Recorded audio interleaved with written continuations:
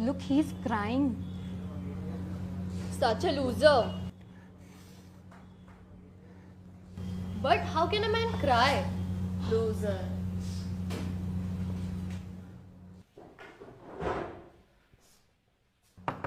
Excuse me? I'm a loser, right? Why? मैं रो रहा हूं तो मैं मर्द नहीं हूं, और मर्द रो नहीं सकते, क्योंकि सदियों पहले अमिताभ बच्चन ने एक छोटी सी लाइन बोल दी थी कि मर्द को दर्द नहीं होता। या ये 125 करोड़ में से 150 करोड़ अखंड सूत लोग ये मानते हैं कि रोना औरतों का काम है, तो मर्द क्यों रोएगा? और अगर मर्द बेचारा रो देना तो ये नेटफ्लिक्स और अमेज़न से ज्यादा एंटरटेनमेंट इस बात से मिल जाएगा लोगों को, उसकी मर्दानगी पर जज करने का मौका मिल जाएगा ना उन्हें। एक बात बताओ, क्यों ना रो मैं? 3 साल का रिलेशन था मेरा और उसका, और कसम से इतना कुछ दिया है ना मैंने उसे इस रिश्ते में, मेरा टाइम, मेरे इमोशन, मेरी फीलिंग, मेरा एफबी इंस्टा का पासवर्ड तक दिया मैंने उसे, और उसने क्या दिया मुझे? ब्रेकअप। अरे घर का पालतू कुत्ता तक जाता है ना तो आंखों में आंसू आ जाते हैं, तो वो तो मेरी अपनी थी, मुझे रोना कैसे नहीं आएगा?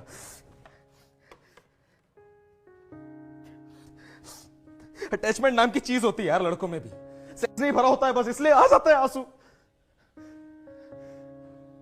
अब ए दिल मुश्किल का रणबीर कपूर नहीं हूं मैं कि अपनी छाती पर गमला पीट पीट कर खुद को शांत कर लूं। क्यों शाहरुख खान जब नकली में रोता है तब तो तुम्हारे मुंह से निकलता है हाँ हाउ क्यूट। हम लड़के असली आंसू भी रोएंगे तो हम लूजर हैं।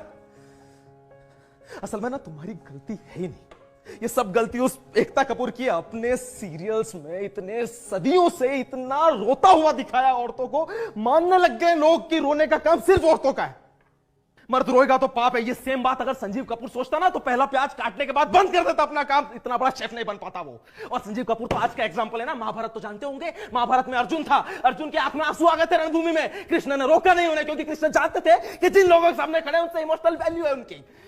अब बोलो, जब श्री कृष्ण ने रोक पा तो तुम लोग कौन उंगली उठाने वाले? जब लड़कियां रोती है तो देखो बेचारी, अरे रे बेचारी लड़की रो रही है, और जब उसी की जगह लड़का रोता है तो देखो लड़की की तरह रो रहा है। किसने लिखा कि सिर्फ लड़कियां रो सकती हैं? वेद व्यास लिख के गए थे, तुलसीदास लिख के गए थे? बताओ यार, तुम्हें पता है लड़कों की रोने की शुरुआत कैसे होती है?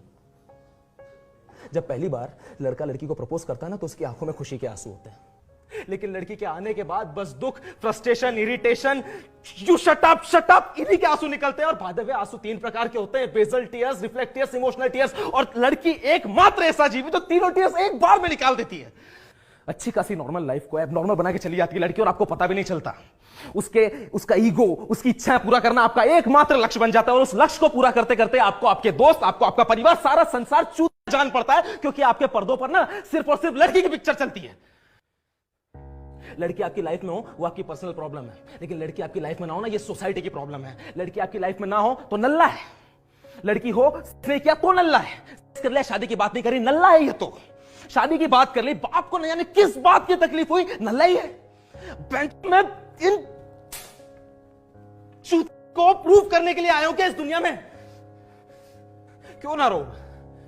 जब आदमी पैदा हुआ तो रोते हुए आता है, उसके बाद जब बड़ा होता है तो मां की गोद में जाने के लिए रोता है, फिर चॉकलेट के लिए रोता है, खिलौनों के लिए रोता है, स्कूल में टीचर की डांट पीटती है तो रोता है, बाप की मार से रोता है, कॉलेज में लड़कियों के लिए रोता है, बॉडी बनाने के लिए रोता है। लड़की मिल गई तो जिंदगी भर रोएगा।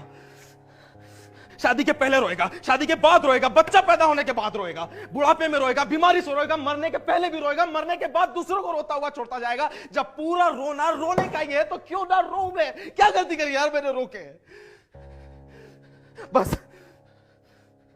रोऊंगा मैं, पूरा रोऊंगा, दिल खोल के रोऊंगा यार, धुआंधार रोऊंगा, बस रोऊंगा मैं।